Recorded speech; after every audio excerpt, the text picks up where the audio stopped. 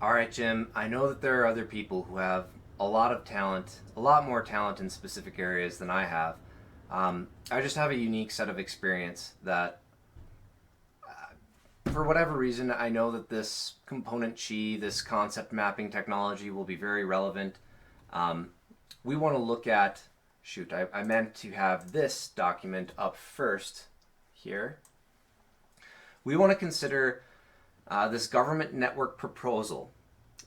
Meta is in the best position to implement this based upon the things they've reached for. They have one of the most personal feeling products. They're going to be best positioned to implement this because of their audience. But you want them to implement this with all the other social medias, and there are specific profit sharing strategies and specific objectives for each one of these networks. Now, 100 is a great company to work with in the education sphere. But what we really want to do to be the most successful society we can is we really do want to view these different key central layers as continuous improvement entities that are really partially owned by the government. And that's why I say Strategic Pivot brings $5 billion. I have this as Meta. It could be Meta, it could be Strategic Pivot, depending on how this all comes together. But I plan to go to Meta first. Anyway, in this proposal for this government network approach, that is going to be Strategic Pivot. One of the complex things in explaining this is, in order to approach this, which is the most important goal, and you need this in order to manage these other infrastructures. This is how we're going to most democratically manage these other infrastructures. But in order to make that possible, what we have to do is we have to work with the education network, and we have to put the education networks in a position where they can really help to shape the evolution of this field in a more advanced way. The key thing they have to do first, and this is going to open up so much opportunity, is they have to come up with specific data structures. Here are some samples that I think will work well, but I'm not sure if this is what's best. I do know that we have to come up with a plan here, though. That's one of the key goals. Once we come up with a way for the data to map relative to one another, we will be able to expand these markets in a lot of interesting ways into specifically what I'm going to talk about here. A really cool model through which we can position all learning institutions into branching into these emerging YouTube channel specializations, as well as there are all these publication companies that promote emerging technological strategies and emerging scientific research, and you can position them to also include relevant quizzes. Now, those relevant quizzes will be focused on the approach that's being pitched in the article, but there will also be background knowledge that you can tie into that. And if you build the right ecosystem for these individuals creating these articles, I know in the market I forget what the name of the website is. I should have looked that up for this presentation, but there's a website that you can get involved, you can sign up with, and there are different writing opportunities. You see it marketed that there are different companies looking for different articles to be written on different things, and they'll pay people for that. So now the other half of that is there are articles being written, and there's relevant content that we could tie to that to see if people are following along with these articles. And realistically, once we start talking about the complex bid process, we would live in a world where if a politician said they disagreed with climate science, they would have to say that and then propose, and here's this scientific model that I believe is most accurate and I believe is most relevant, and if you follow along with this model, you would understand these things. And then you can see in that forum, you can honor the conversation by making sure that the people who are interacting with that are understanding the conversation that's happening, and they're not just objecting to something without proving they understand it. I have some ideas for some very complex security projects, and those products would require us to have ongoing audio recording loops, and you would need a psychology ecosystem to exist, and that's one of the things I'm going to talk about, is how we approach psychology. But if we have this all built the right way, we could live in a world, the technology exists right now, where you can, as long as every audio signal that's playing in a room can be filtered out, which just means every device that has an audio signal coming out of it, whether it's Bluetooth or Wi-Fi, if those can all be detected by one central system, that central system knows in any room, here's the audio signals. Here are the audio signals that are also present in that room that we can just filter out, leaving only the voices. And so no matter what, you might not always have to have that layer, because usually when conversations are happening, you can detect it more easily. But this is one of the things the technology can include. Now, what this allows, I know there are people who believe in the Second Amendment. I believe in that as well, but rather than have a gun, I would rather have this technology in place. And, guns are simple. That's a simple argument. It's like, oh, a bad guy with a gun, a good guy with a gun is going to stop a bad guy with a gun. And I want to explain that I believe there's a danger in how we discuss this. If you're willing to be and almost excited to be that person that's going to get in somebody's face and be the hero, like we're nurturing a synergistic effect that almost wants the opportunity for that confrontation to happen to build a hero. Okay, and there are better ways to build a hero than having to wait until the confrontation happens and needing a hero to be there in that moment. Okay, if we were a stronger society and we focused on more of these things, there would be much more significant heroes that help people to achieve their dreams, that help people to notice when they're falling into dangerous thought loops. And these are the things we really want to build. But if we're going to talk about a complex ecosystem like that, there are all kinds of people who are going to say, oh, that's an invasion of privacy. How dare you want that in my house? I shouldn't have to have that in my house. And if you really understood the way the technology can be built, and this is one of the reasons why I talked about this, why I cared so much about thinking about a complex approach here for digital security.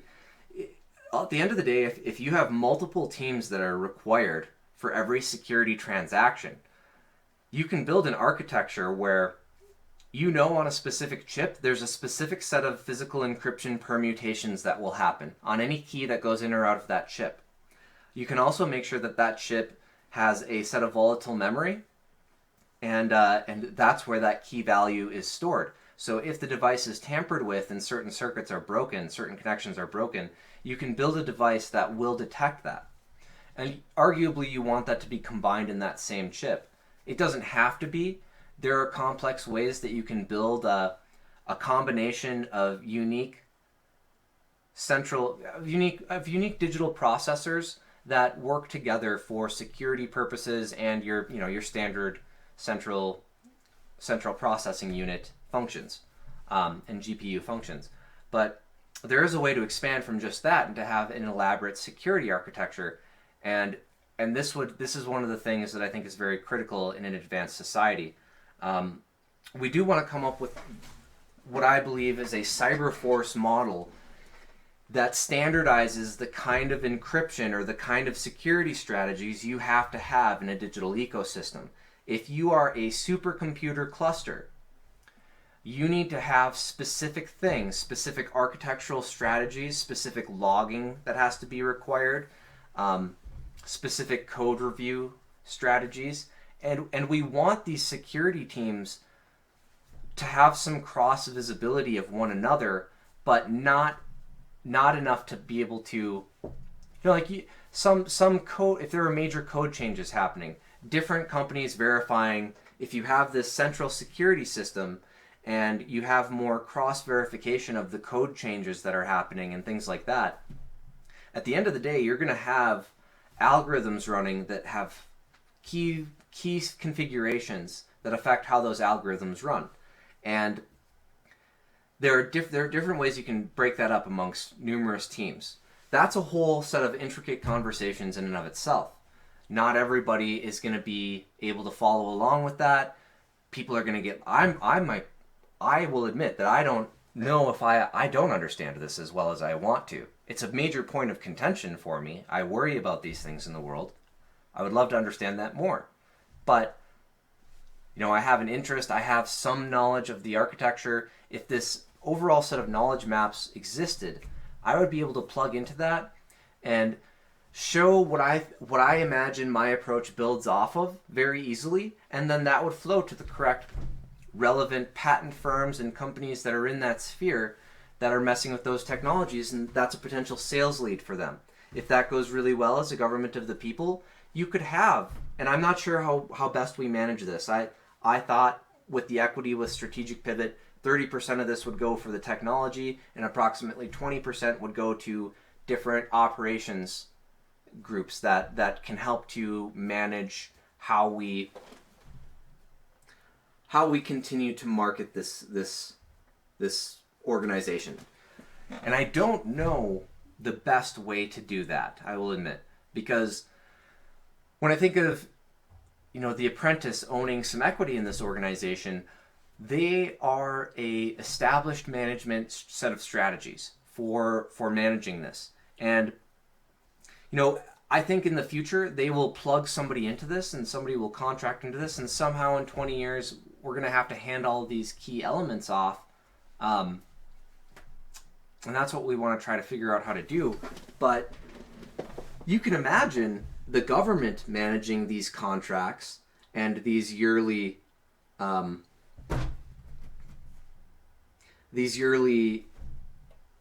it would probably be a 4-year contract that you sign for representing the apprentice level feature that our society wants to see, and it would spiderweb to every related company. Okay, so as the apprentice, you're not just featuring Donald Trump's brand. People are reaching out to the apprentice, which is a government level feature.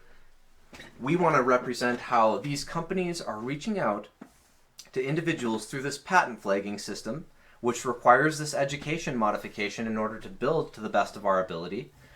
And then, yes, we can have all the other content, YouTube channel content, the nature publications, science publications. Those are worth about $100 million a year, just what those publications are worth, and the subscriptions, and that could grow.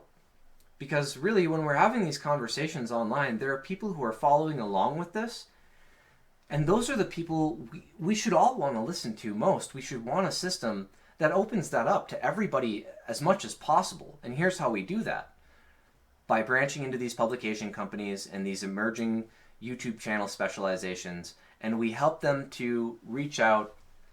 Not only we find more monetization strategies for them, that allows them to, and there are different ways we can position this, but that allows them to then sponsor a teaching assistant. And here's where I go back to that website where you can scout for different articles companies are looking for individuals to write and journalists to write on.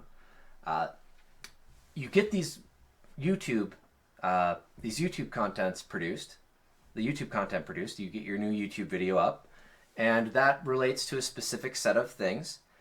Now there are ways that you can reach out to a university, and 2 ways you can approach this. You can try to make a hybrid medium video that has an interactive quiz built into it, and there are specific tools this education industry would be extremely interested in helping to build. And again, you want to position all these education industries to benefit from that.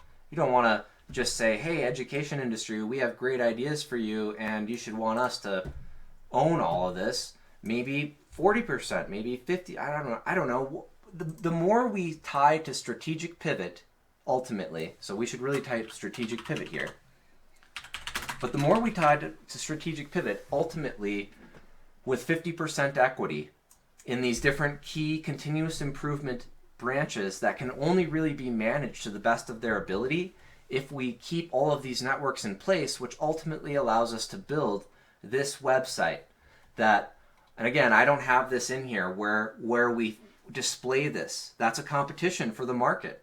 The social medias can, some sort of thing like this where you can bring together and branch, opposing ideas. Notice I didn't really fill this content out, but I know Google has a Titan M security chip. Now, the way I understand that, that's just a security key that goes onto this chip and it just stays there. I'm not sure how they can modify that, or if they can completely encrypt all the strategies or every possible way that this could be potentially man in the middle screened, that might be the most effective way to implement that, the Titan M chip. My security chip might be too expensive.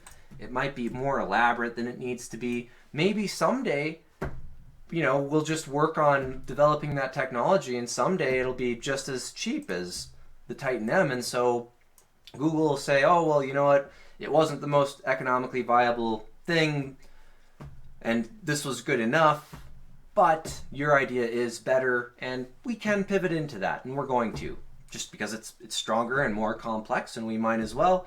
But you have to understand, it wasn't super valuable in the market because it was only a little bit more secure, and this other method was far cheaper, and that's fine.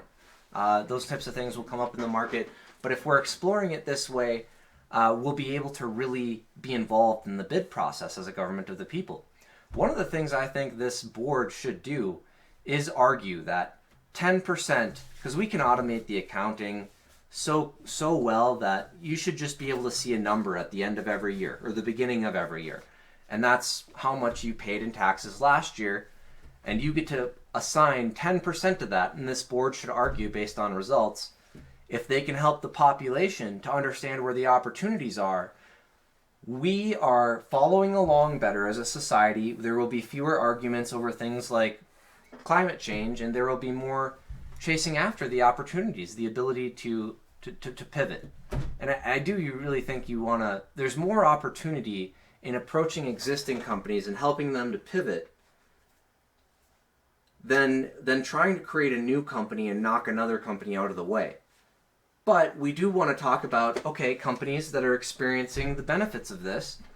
We'll get you all set up for this, but you want to work through this, The Apprentice and Shark Tank-like feature. You want to have this patent ecosystem, and you want to engage this chase such that you can really reward the people who are helping your company to pivot.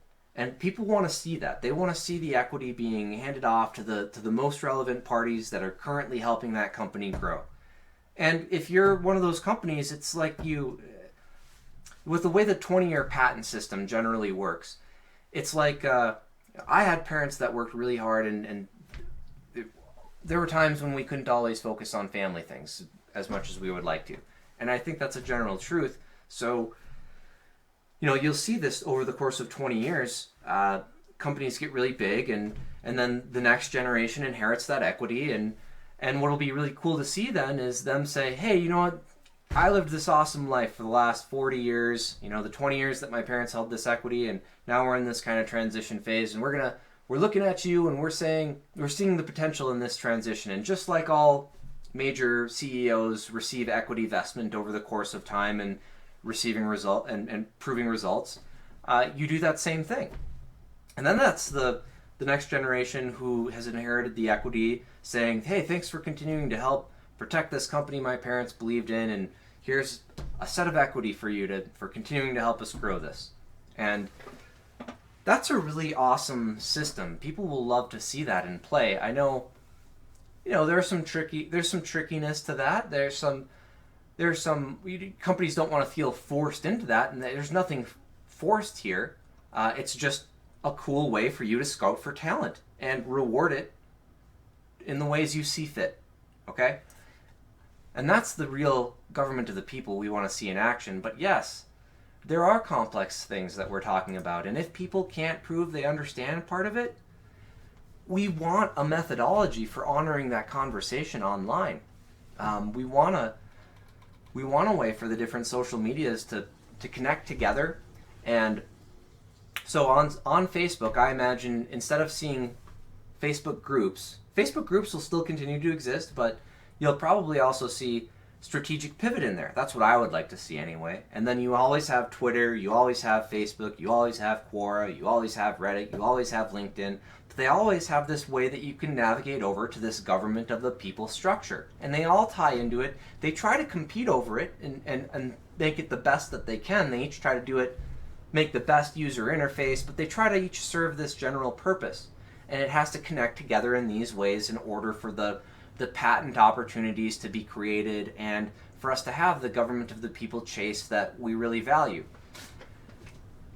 Now, I have presentation mode in here, And you can break apart different strategies into different component pieces. And you can merge them together in different ways. I'm not sure if that was a great feature to include here. I was just trying to think of different ways to try to organize this. So you can tell there's still some messiness in my approach, and there are definitely things to improve on here. But let's talk now about one of the most key opportunities, which is psychology. Okay? And let's talk about kind of these learning platforms. So let's look at kind of some general things here. I should probably talk about the way because the way we're going to get more money on the table for the social medias and education industries to benefit from is there are ways that we can help to streamline a lot of economics if we think about these systems overall. And we want to position, while I think the social medias are best positioned or they certainly are best positioned for interaction with education, governance, and psychology, the education industry and social media, they're going to be the best point of interaction for that.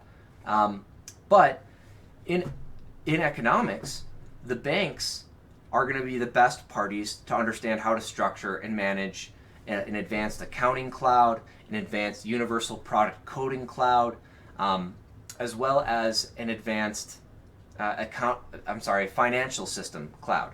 And these systems, the accounting system and the financial system, have to really work together. We want to protect, when we go through the lines, the process of just focusing on payment, but what should flow into a dashboard for every business owner. And a lot of times there are ways you get this UPC system perfected, and the government can do really creative things with how it manages taxes. It can do things where it, if you're buying educational things, there wouldn't be tax on that, and so you can get this to the point where you can do really creative. Maybe it's only some education materials or some education classes that would be tax-free, but you would have to maintain this UPC cloud system to make that as efficient as possible. That's also how you manage the key improvements in warehouse management system efficiency and point of sale system efficiency for a lot of managers. You have to come up with a really good way for all these different industries to come together, to build the most advanced universal product coding cloud ecosystem they can. And one of the cool things you can do if you do that the right way is you can build alert systems such that if you buy a product on Amazon or Walmart, they already have existing websites where that product exists, and if you have a little logo, this is the logo that I came up with for this piece, because that would be CI squared, or continuous innovation and implementation, would be the universal product coding cloud, the central parent brand for that. Now that doesn't mean that they're positioning to try to extort the market. You don't need to do that. Some profit sharing, because it does make everything more efficient if you have this large central set of strategies that allow you to steer efficiency. That might be something that we can consider. It doesn't need to work like that, because realistically it's powering these industries. And so what you can do is say, I almost lost this thought here now. But what you can do is say, okay, here's Walmart and here's Amazon, and they each own huge percentages of the universal product coding cloud. Okay? You want to position them such that with this system, you just pay the central employees here that are helping to power all the different competitors in that sector. You just pay them relevant ratios, the same amount that you pay the employees here. So even though you have this core small team, you can just pay them relevant or appropriate ratios that make them commensurate with the same market value as the others, helping to support those individual universal product coding management systems. And that's going to go to a product manager. A product manager would want to see that. But what you can do now is you can pipe from every single purchase opportunity a way to flow relevant advice. Now, you can do different things. You can make it such that you just go to Amazon's website or Walmart's and you look for this logo and you click on it, and just that logo is just so that you know, oh, whoever's contracted for managing this universal product coding system, they're going to plug in through that logo. I know that. Just like if you see this strategic pivot logo, it's like, oh, well, that's really a conglomeration between all of the social medias. And that's a very high value market. So they are trying to go after the national debt with this because it is the voice of a government of the people. And so that one is being managed a little bit uniquely to try and drive up profits so that we can pay off the national debt. But let's go look at specifically psychology now, because that is one of the huge opportunities in the world today. So what we want to do is we want to create a set of approaches that allows you to map. You want to create a network. This would be the forward psychology bridge that you would see if you linked into this through social media. Facebook is going to be a great opportunity for this because they care about suicide prevention, and this can be a very immersive, interactive diary product. But you want to position it such that the networks that exist in the medical or mental health field, I want to say, you build front ends for them that are management tools. And right now, it's kind of silly in the market, but every single website is often building custom channels for this, or trying to include, you can just include Vimeo channels and everything. So I've seen some of them do. But generally speaking, we could do a better job of building web pages that are customizable for each industry than even just having just one set of API, each single company having an API that they try to market and you try to hear about that. If you have companies that know they're extending the reach of a particular market, if we had a central layer for the continuous improvement driving the perfection of that particular market, then every one of those companies that has ideas about how to build that architecture knows that every one of the counseling companies that wants to include those tools in their platform knows that there's this organized way that we try to create the market for those who want to help to perfect these services. And so now you know you can reach out to this central layer and they'll be able to give you the best ideas. You'll be able to shop around for all these things in that particular market. It's more evolved than just having an app store. You know, like you have an app store and all the different apps flow into that. This is a specific bridge. You can think of it like in an embedded app store where, you know, you can build this in customizable ways, where only it wouldn't have to happen through an app store. It would happen through, you know, you call a particular company, whether it's whoever your company is that's building websites in your area, and they know, oh, you're building a counseling website, you're in the counseling sphere, mental health sphere? Yeah, well, if you're in the mental health sphere and you're trying to get up and running, we'll get you set up with some Forward's products. Well, here are the top products in that market right now, and here's the top product in each one of these niche roles.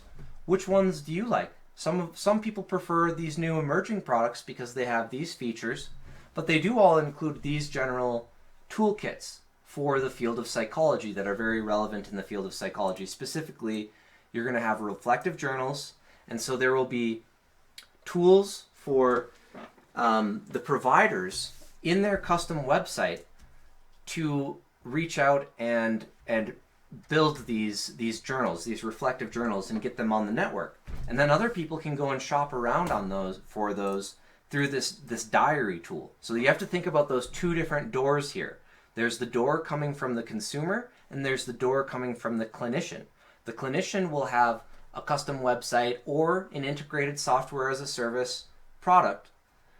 But I believe the market needs to move towards these integrated products that try to group the products for that specific sector such that you can shop around and build this custom management tool to reach your audience.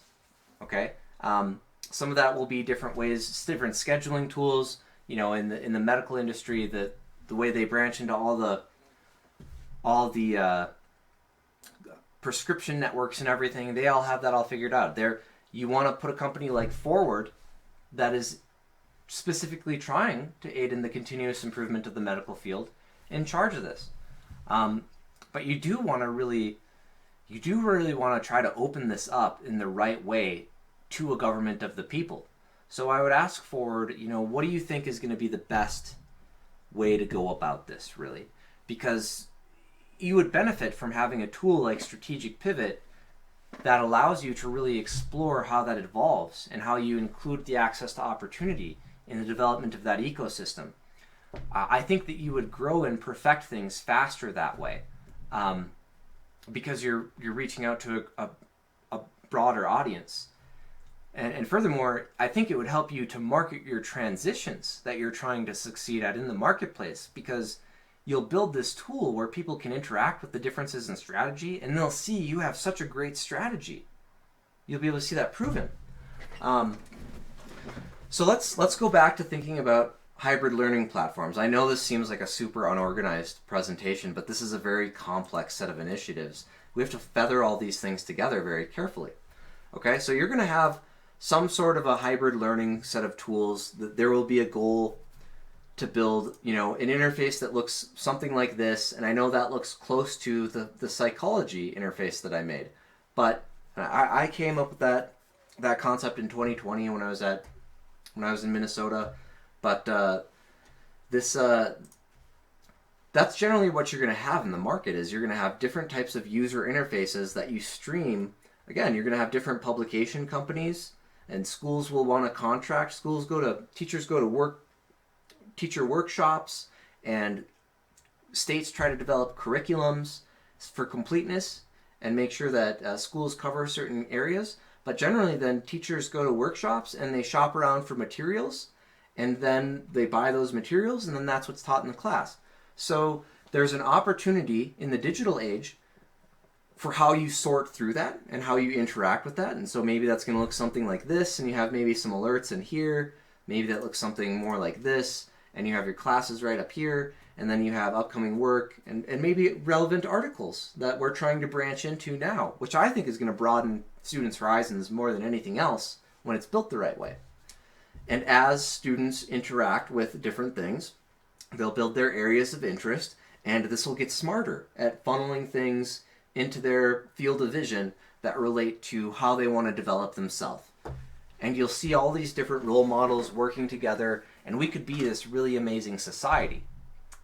There's a lot of potential here. Okay, so now going back to the tool in psychology. What we want to do is build that opportunity to map these different well, I've explained that well enough. I think I've made this a long enough presentation. It was a lot of information to cover. There are so many things that we can do. You know, we could be talking about ways to make it such that it's impossible. It would be impossible to you know, we could do so many things with blood tests. I know Forward is into this with trying to make blood tests faster. But I mean, we could rapid response units. If people don't want to trust a rapid response unit in some sort of a situation where somebody thought there was suspected foul play, or maybe they were worried, maybe they were raped or something like that. And so, you know, do you want to build an environment where people are offended by that, or do you want to build an environment where it's as safe and regulated as possible, and we can definitely go and collect samples, and there would be no way that those could be tampered with, for example. The cooler technology, in my opinion, is that audio recording technology, because there's absolutely no way anybody would ever, you know, have to be worried about being unheard. There are just, of course, those times in life where there can be a lot to process, and that can be a very difficult thing, depending on what you've had to deal with in life. And that's, again, So many things we could do with this psychology bridge. You want to talk about reflective journals? If you thought there was some sort of confusing situation that played out, you might look in this psychology ecosystem for failing in a relationship moment as a general category. You might look for, you might be able to click on reflective journals here. Reflective journals, and then advice, and then, shop around for relevant networks or scheduling in the market. And you can try to find somebody who's in your parents' insurance network or in your insurance network. That should all flow from an identity product. There are so many things that we can do. Now I've got these things covered in different pieces in different places, but generally speaking, if we had a central parent brand for identity security and all of the things that the government has to manage related to an identity,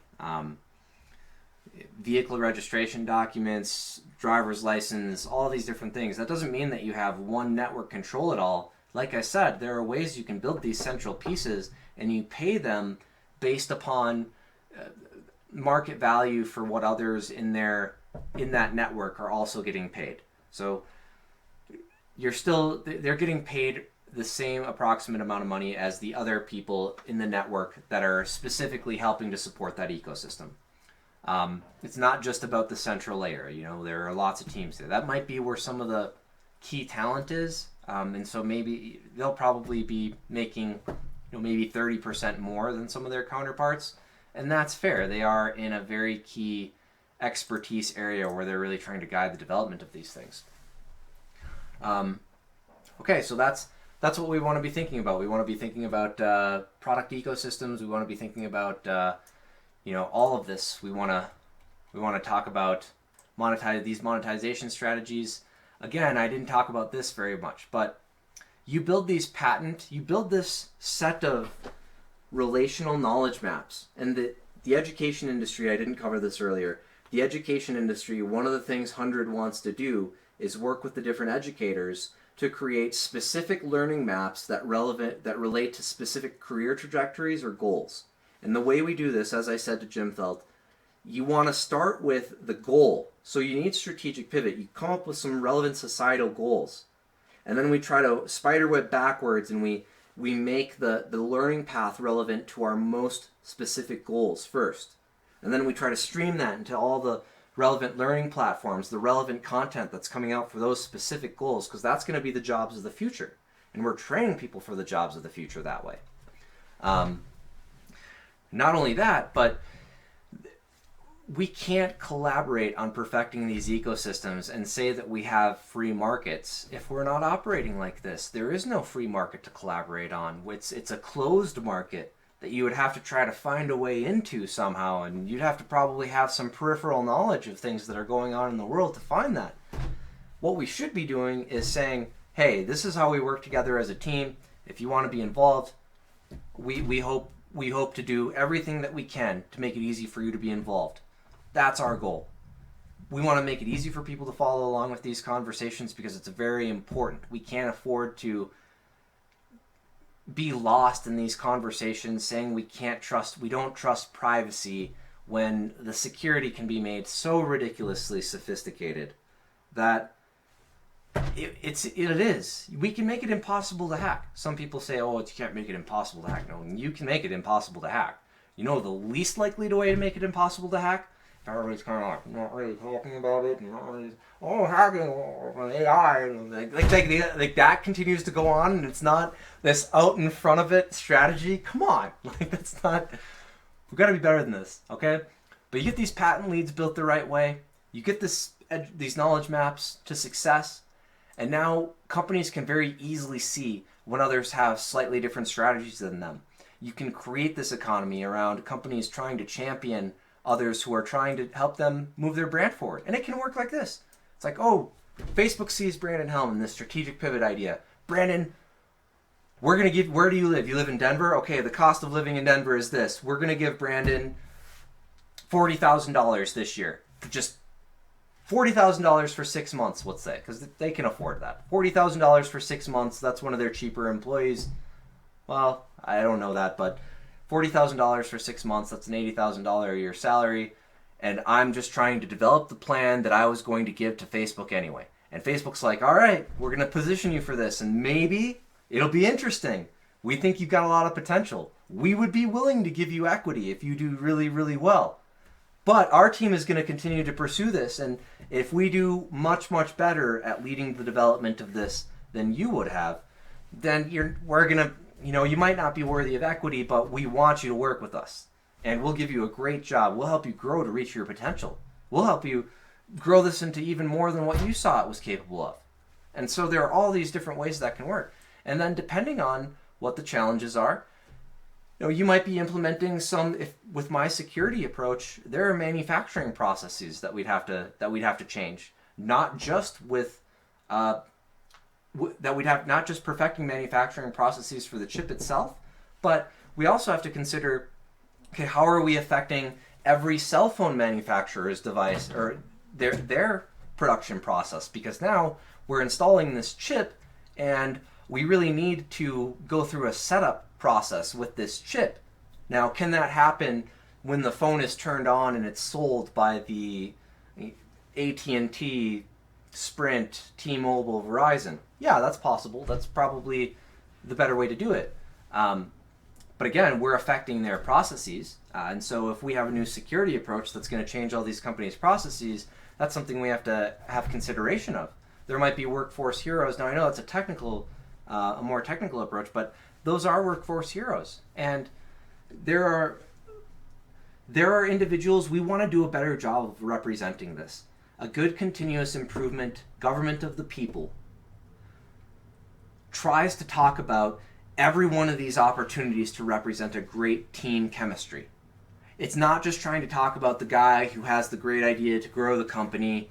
They're also talking about the individual who's in the background, that without that individual in the background that you didn't see making this big pitch originally, if you didn't have that guy working really hard for the individual who made that pitch, if they didn't believe in it, if they didn't have the unique set of skills they did, you might not have been able to reach the market as fast or reach nearly the kind of profits that you are able to uncover. And so you should want to find some hero in the automation sector that helps to drive that.